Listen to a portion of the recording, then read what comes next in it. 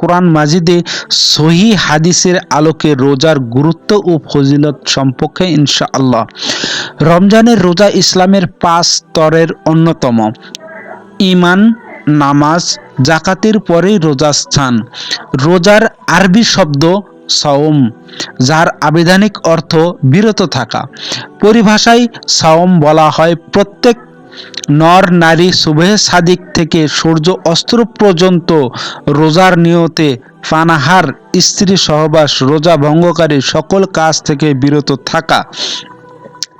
সুতরাং রমজান মাসে চাঁদ উদিত হলে প্রত্যেক সুস্থ মুকিম প্রাপ্তবয়স্ক পুরুষ এবং হায়েস নেফাসযুক্ত প্রাপ্তবয়স্কা নারীর উপর পূর্ণ রমজান রোজা রাখা ফরজ। এ সম্পর্কে আল্লাহ তাআলা ইরশাদ করেছেন, হে ঈমানদারগণ, তোমাদের উপর রোজা ফরজ করা হয়েছে, যেমন ফরজ করা হয়েছিল তোমাদের পূর্ববর্তীদের উপর, যেন তোমরা মুত্তাকি হতে পারো। সূরা বাকারা 183। অন্য আয়াতে ইরশাদ করেছেন আল্লাহ তাআলা, সুতরাং তোমাদের মধ্যে যে ব্যক্তি এই রমজান মাস পাবে সে যেন অবশ্যই রোজা রাখে। সূরা বাকারা 185।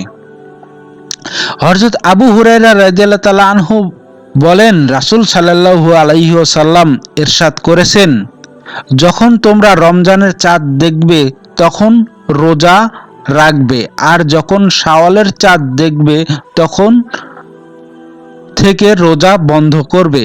আকাশ যদি মেঘাচ্ছন্ন থাকে তবে 30 দিন রোজা রাখবে।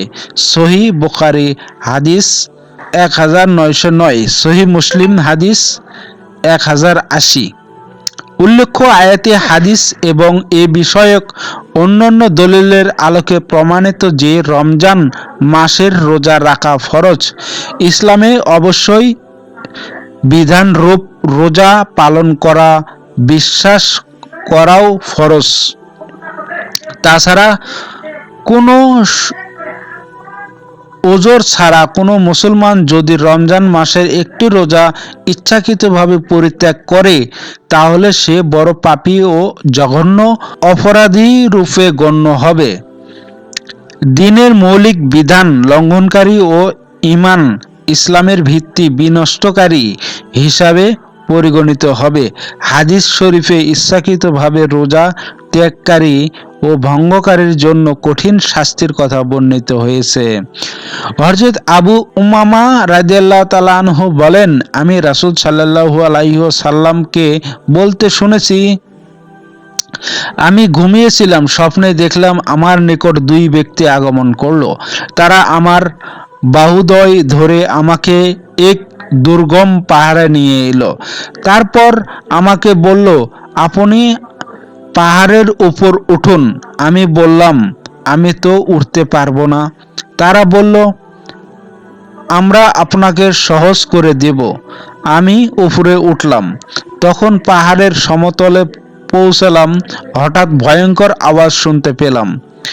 আমি বললাম, এই সব কিসের আওয়াজ? তারা বলল, এটা জাহান্নামীদের আর্তনাদ। তারপর তারা আমাকে নিয়ে এগিয়ে চলল। হঠাৎ কিছু লোক দেখতে পেলাম যাদের তাদের পায়ের মাংসপেশি দ্বারা ঝুলিয়ে রাখা হয়েছে এবং তাদের মুখের 2 প্রান্ত ছিঁড়ে ফেলা হয়েছে এবং তা থেকে রক্ত ঝরছে। আমি বললাম, এরা কারা? তারা বলল, যারা ইফতারের সময় হওয়ার আগেই রোজা ভেঙে ফেলে। রমজান মাসে একদিন রোজা না রাখলে মানুষ শুধু গুনাহগারই হয় না, ওই রোজার পরিবর্তে আজীবন রোজা রাখলেও রমজানের এক রোজার যে মর্যাদা ও কল্যাণ, সে অনন্ত রহমত, খায়ের বরকত তা কখনোই লাভ করতে পারবে না এবং কোনোভাবেই এই অযথা ক্ষতিপূরণ আদায়ও হবে না। হযরত আব্দুল্লাহ ইবনে মাসউদ রাদিয়াল্লাহু তাআলা আনহু বলেন, যে ব্যক্তি অসুস্থ ও সফর ব্যতীত ইচ্ছাকৃতভাবে রমজানের একটি রোজা ভঙ্গ করে সে আজীবন রোজা রাখলেও ওই রোজার হক আদায় হবে না। যে ব্যক্তি ইচ্ছাকৃতভাবে রমজান মাসে একটি রোজা ভঙ্গ করবে সে আজীবন সেই রোজার ক্ষতিপূরণ আদায় করতে পারবে না। হাদিস শরীফে বর্ণিত হয়েছে যে কিছু ফজিলত বৈশিষ্ট্য এখানে উল্লেখ করা হলো। রোজার প্রতিদান আল্লাহ রাব্বুল আলামিন নিজেই দিবেন এবং বিনা হিসাবে দিবেন।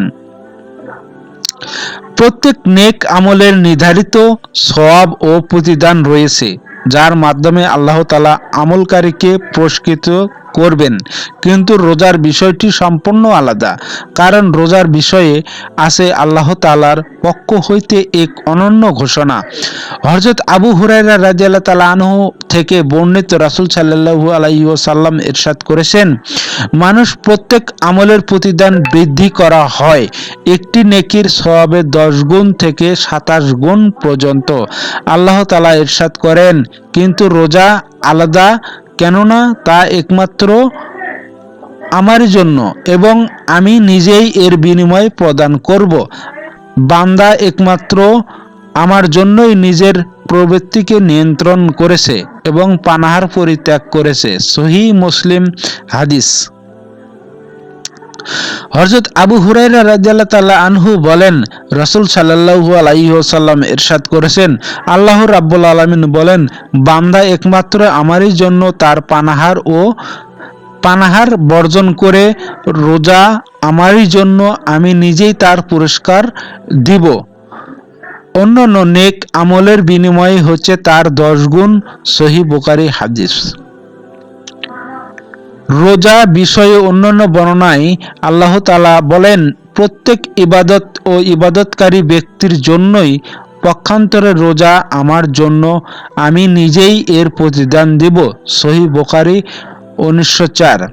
এ কথার তাৎপর্য হলো, যদি প্রকৃতপক্ষে সকল ইবাদত আল্লাহর জন্য তার সন্তুষ্টি ও নৈকট্য লাভের উদ্দেশ্য হয়ে থাকে, তবুও রোজা অন্যান্য ইবাদতের মধ্যে একটি বিশেষ পার্থক্য রয়েছে। তা হলো অন্যান্য সকল ইবাদতের কাঠামোগত আকার আকৃতি, নিয়ম ও পদ্ধতি এবং যে তাতে আল্লাহর সন্তুষ্টি লাভের উদ্দেশ্য ছাড়াও ইবাদতকারীর নফসের স্বাদ গ্রহণের সুযোগ বিদ্যমান থাকে। মুখে প্রকাশ না করলেও অনেক সময় তা অন্তরে রিয়া তথা লোক দেখানো ভাব সৃষ্টি হতে পারে। তার অনুভূতির অন্তরালয়ে এই ধরনের ভাব লুকিয়ে থাকে, তা সে অনুভব করতে না পারলেও তার ভিতরে অবচেতনভাবে বিদ্যমান থাকে। ফলে যেখানে নফসের প্রভাব এসে যায়, পক্ষান্তরে রোজা এমন এক পদ্ধতিগত ইবাদত যার আকার আকৃতি এরূপ যে আল্লাহর সন্তুষ্টি লাভের উদ্দেশ্য ব্যতীত ইবাদতকারী নফসের স্বাদ গ্রহণের বিন্দুমাত্র সুযোগ নেই।